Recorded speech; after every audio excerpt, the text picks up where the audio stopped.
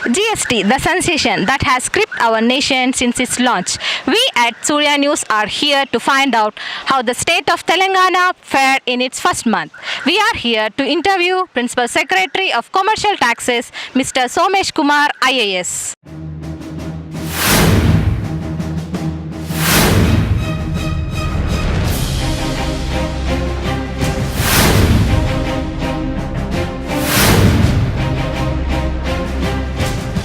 We are here to find out about GST and the common confusions it has been creating.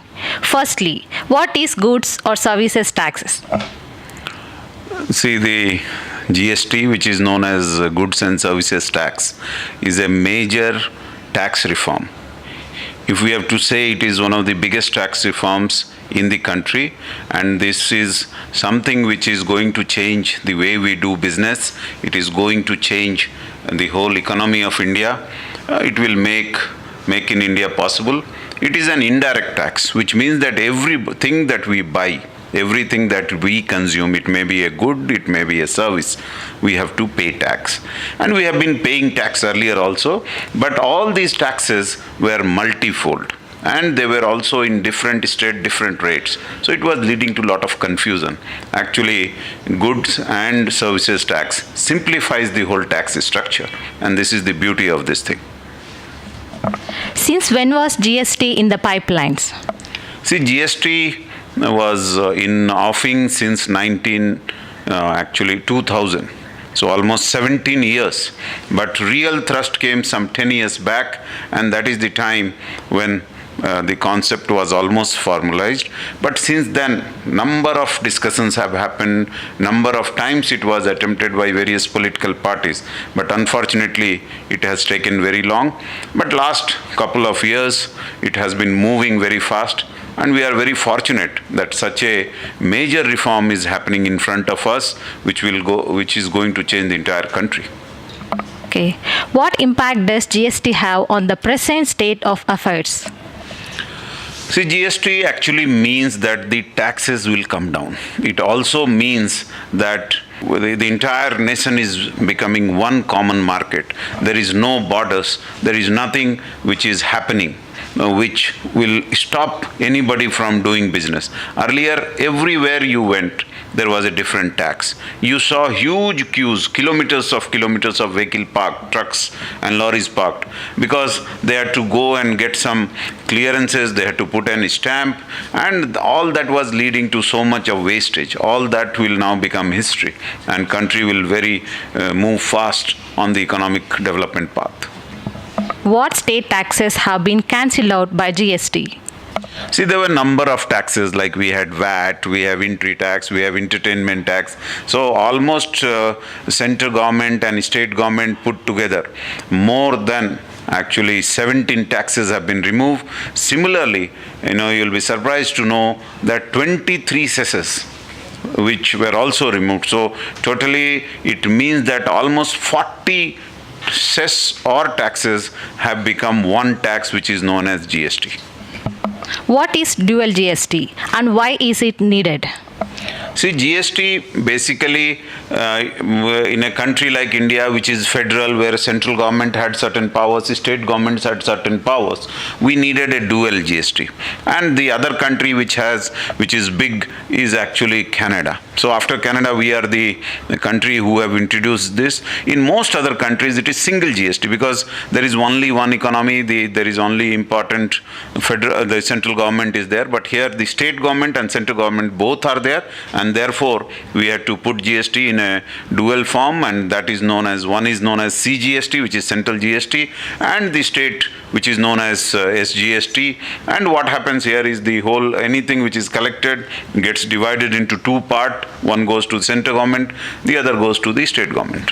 How to issue central GST and state GST simultaneously on a transaction related to goods or services?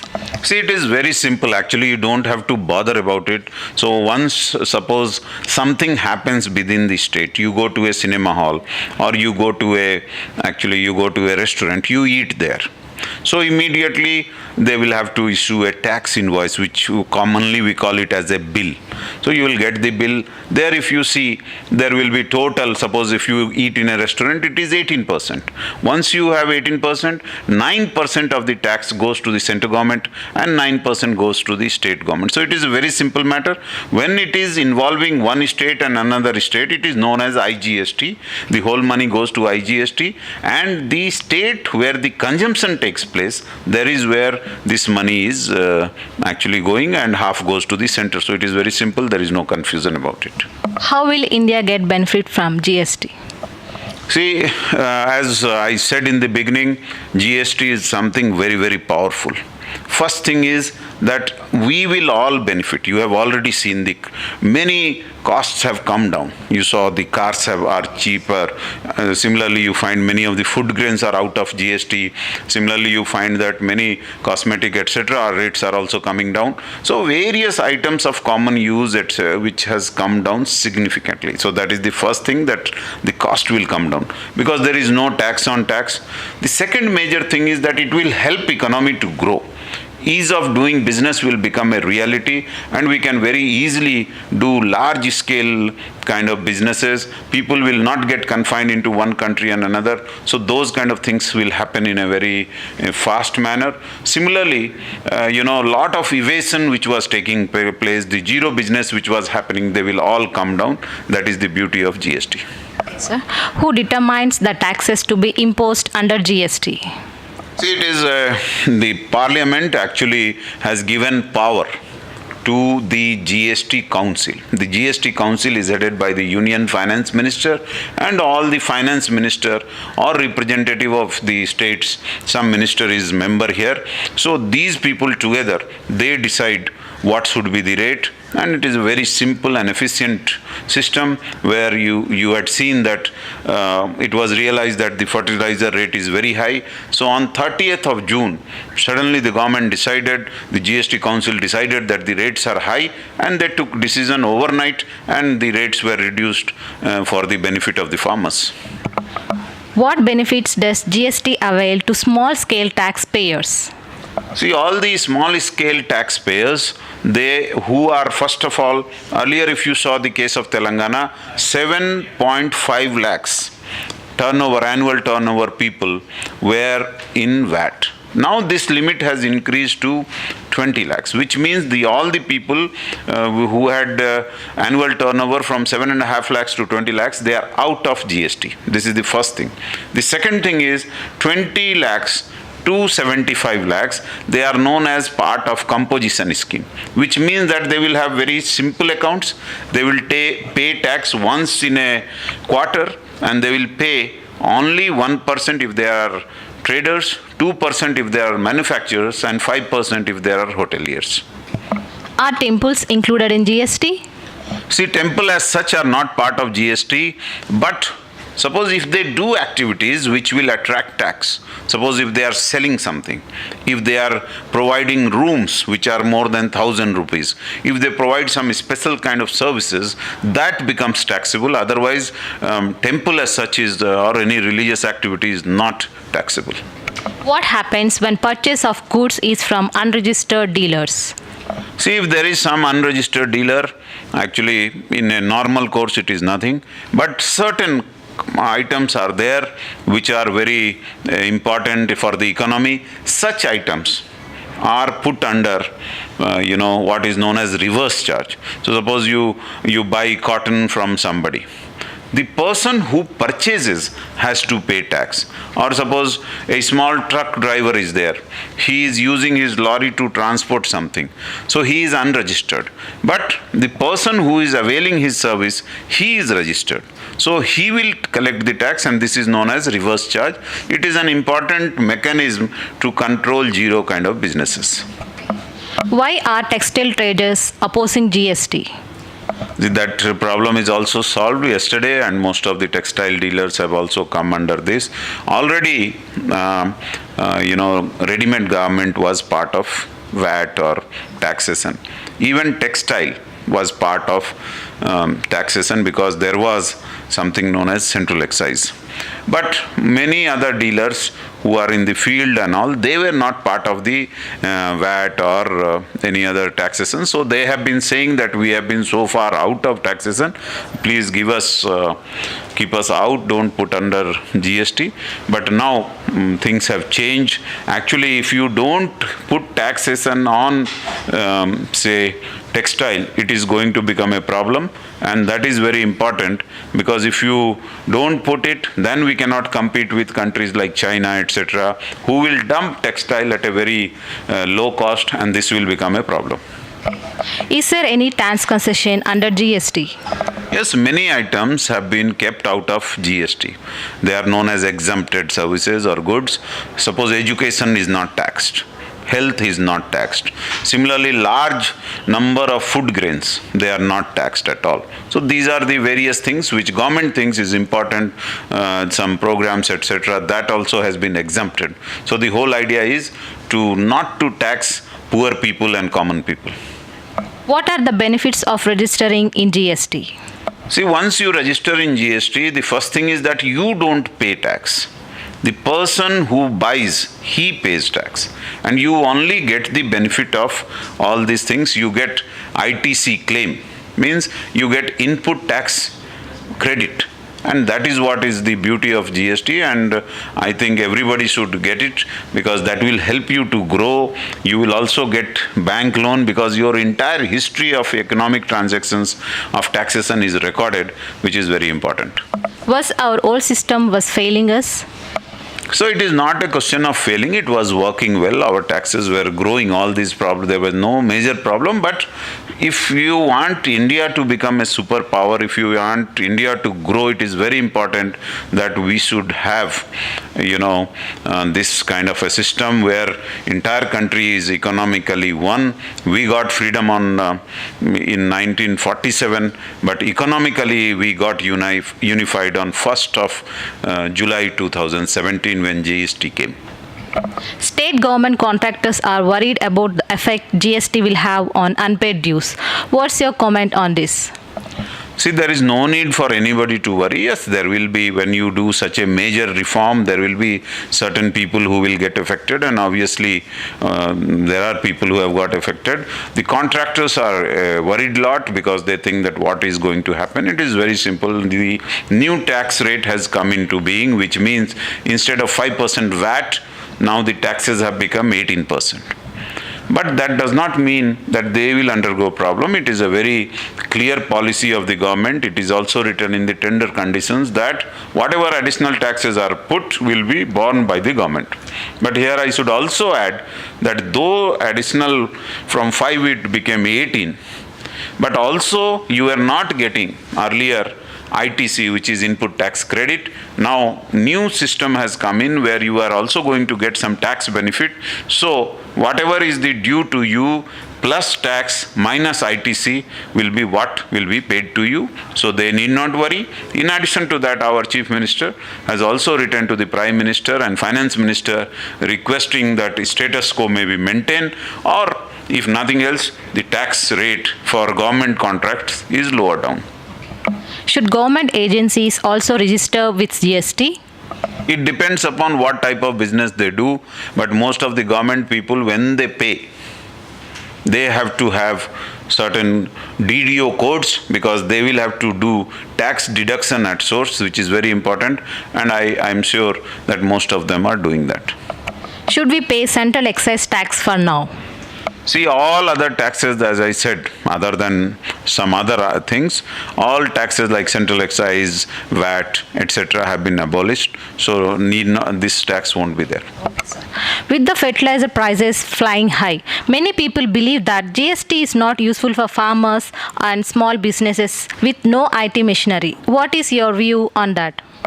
See, fertilizer prices, initially it was put at 12%, but soon I also represented to the GST Council and many other people raised, government has revised it to 5%. So that will mean that fertilizer rates will come down rather than increase.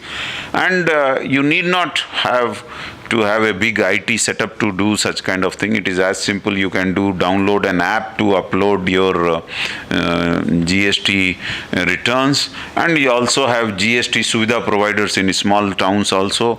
They will also come very handy. And if nothing happens, our offices are also equipped as a facilitation center. You can go there, you can fill your things, you can continue to do your business as you were doing, as you were maintaining records. And for small traders particularly who are from 20 lakhs to 75 lakhs, there is no question at all, because they have to pay one-time tax in 3 months. So it is not an issue. How does GST affect medical services and hospitals? I told you that medical services are exempt. Health is exempt from GST, so it has no major impact on that. Certain other businesses, if they do in the hospital, that will be chargeable, but otherwise it is exempt. What is the last date to register an online application? See, you can register any day, but it should be from the day you have started a business. Within 30 days, you should register yourself under GST. What are the consequences of not filing at appointed date? See, it is the first thing is that you should file it within time. Initially, for the first 2 months, government has been very considerate, because a new system, you may have difficulties, so they have extended the dates also. But later on, if you don't file in time, your tax becomes due on 20th of the next month. Suppose for July, the tax becomes due on 20th of August. So if you carry on beyond that, first there will be a fine, there will be also interest, and if you do it repeatedly, your rating in the tax setup comes down, and finally, if it continues, you will be deregistered and you will not be allowed to do business. What is the middle link between authorized banks and GSTN? See, for payment, you can go to any gateway. You can use RTGS, you can use credit card, you can use debit card. There are various ways by which you can do this kind of thing, and there is no problem. Easily, in a seamless manner, you can make payments. Why are petroleum products not included in GST? See, the state governments, in their wisdom, thought that we should not in one go give away all our taxation powers, and alcohol and petroleum almost make half equal the same kind of amount which VAT earlier used to do or GST will do now. So therefore they were reluctant. But in the Act there has been a clear mention that if need be, whenever the GST Council decides, which will decide by majority, if they decide that petroleum should also be brought under this, it will come. Is it mandatory to feed every transaction online? It is not necessary that you should do like this. You can do it regularly, but definitely 1 month, whatever transactions you have done, you will have to enter it by 15th of next month. Under GST, will there be any additional burdens on anyone buying a home or investing in a property? So GST is not going to put, though it looks like that earlier we were paying less tax, means earlier we used to pay VAT and we used to pay service tax. Now that has been taken off, and the new system is known as GST, and you will have to pay 12%. So it looks something what was 5.75 has now become 6% more, which has become 12. It looks like that. But what was happening earlier is there was no input tax credit in those transactions. Now, because input tax credit, the actual tax incidence will be much lower, and therefore it is believed that the rates will come down rather than go up. How will GST revolutionize the consumer process in the next few years? See, now the whole, because of the GST, the transparency and the rate mechanism has become more transparent. You know that, earlier for anything that you buy, the central excise component was hidden inside the rate. Now it is separated.